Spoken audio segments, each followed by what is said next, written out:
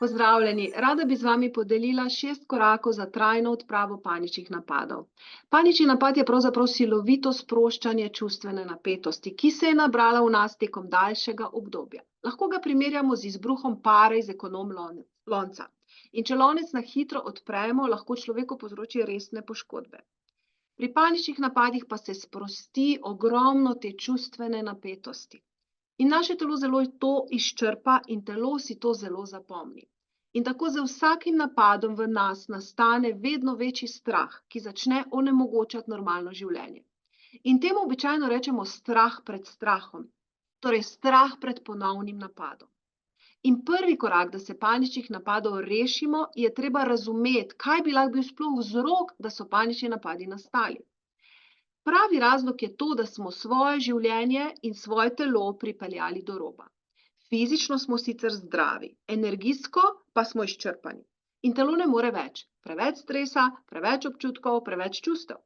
Popolnoma porušeno ravnovesje v telesu. In zato je panični napad ena velika rdeča stop luč. Telo noče več naprej pod takimi pogoji in nujno zahteva spremembo. Globoko spremembo, temeljito spremembo na globokem čustvenem in podzavestnem nivoju. In drugi korak je, da raziščemo točno, kateri so naši razlogi za nastanek paničnih napadov. Skupni imenovalec vseh paničnih napadov je torej nakopičen stres v telesu ali nakopičeni občutki, ki so posledica stresnih situacij, ki smo jih doživljali, kadarkoli v življenju. Prvi možen razlog je ta, da ste v preteklosti doživeli enega ali več stresnih dogodkov, ki so v vas budila močna čustva žalosti, strahu, izgube, mogoče ogroženosti. Na primer, izgubili ste osebo, s katero ste bili močno čustveno povezani. Lahko je to smrt ljubljene osebe, lahko je ločitev, lahko je razhod, kakršenkoli. Ali doživeli ste situacijo, kjer ste bili življenjsko ogroženi, vi ali kdo, ki ga imate radi. Recimo huda bolezen, prometna nesreča, utapljanje ali kaj podobnega. Lahko ste doživeli nasilje, mogoče celo spolno zlorabo. In drugi možen razlog je ta, da ste imeli težko otroštvo, kjer ste vsakodnevno, dan za dnem doživljali občutke strahu, nemoči, samote in pomanjkanja ljubezni. Mogoče ste živeli z enim od staršem alkoholikom in ste bili vedno v pripravljenosti, ker nikoli niste vedeli, v kakšnem stanju bo. In ste se naučili živeti ves čas pod napetostjo, ves čas v strahu. Lahko pa ste živeli z ljubečim staršem, ljubečo mamo, očetom, ampak prestrašenim in ste vsakodnevno dihali in čutili njen strah. Lahko pa so bili vaši starši izjemno skrbni, ampak so skrbeli bolj za materialne vaše potrebe, čustvene pa ne ravno. In ste bili čustveno podhranjeni. Lahko pa ste živeli v neravnovesju, preveč delali in ste svoje telo na tak način porinili čez rob. Naprimer, delali ste po 12 ur ali več mesecev zapored, nikoli se niste zares spočili, ali pa mamice, morda niste več let spale zaradi zbujanja svojega otroka. To so različni vzroki. Zdaj pa gremo na tretji korak, kjer je potrebno preteklost resnično pustiti preteklosti.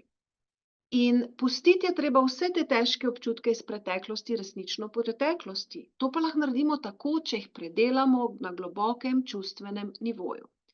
In preteklost lahko resnično pustimo za sabo šele takrat, ko v njej ni več močnega negativnega čustvenega naboja. Do takrat pa ima vpliv na nas.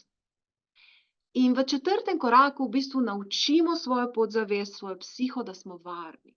Podzavest je potrebno na novo naučiti, da smo varni, da nas nič zares ne ogroža. Ker vsak panični napad je nova travma, nov stresni dogodek, ki ga ravno tako treba predelati. In to v bistvu pomeni, da moramo iz telesa očistiti stare občutke, stari stres, preprosto ga je treba fizično dati ven iz sebe.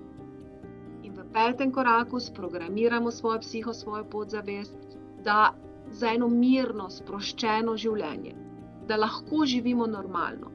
Potrebno je poiskati tudi tiste vzorce, ki so pomagali k nastanku paničnih napadov. Recimo, nisem vredna, vedno moram biti pripravljenosti, moram vsem ustreči, moram biti popolna, nihče me nima rad, življenje je težko, življenje je borba, življenje je trpljenje. To so vzorci, ki so se v nas nabirali tekom našega življenja in nas delajo napete ves čas. Moramo jih spremeniti v take, ki nas bo naredili sproščene, recimo vredna sem, lahko se sprostim, lahko ustrežem, če hočem, lahko pa rečem ne, če nočem. Ljubljena sem, življenje je lepo. In v 6. koraku zaživimo sproščeno življenje, kjer spoštujemo potrebe svojega telesa, kjer si vzamemo čas zase, kjer slišimo sebe, kjer smo sami sebi dovolj pomembni.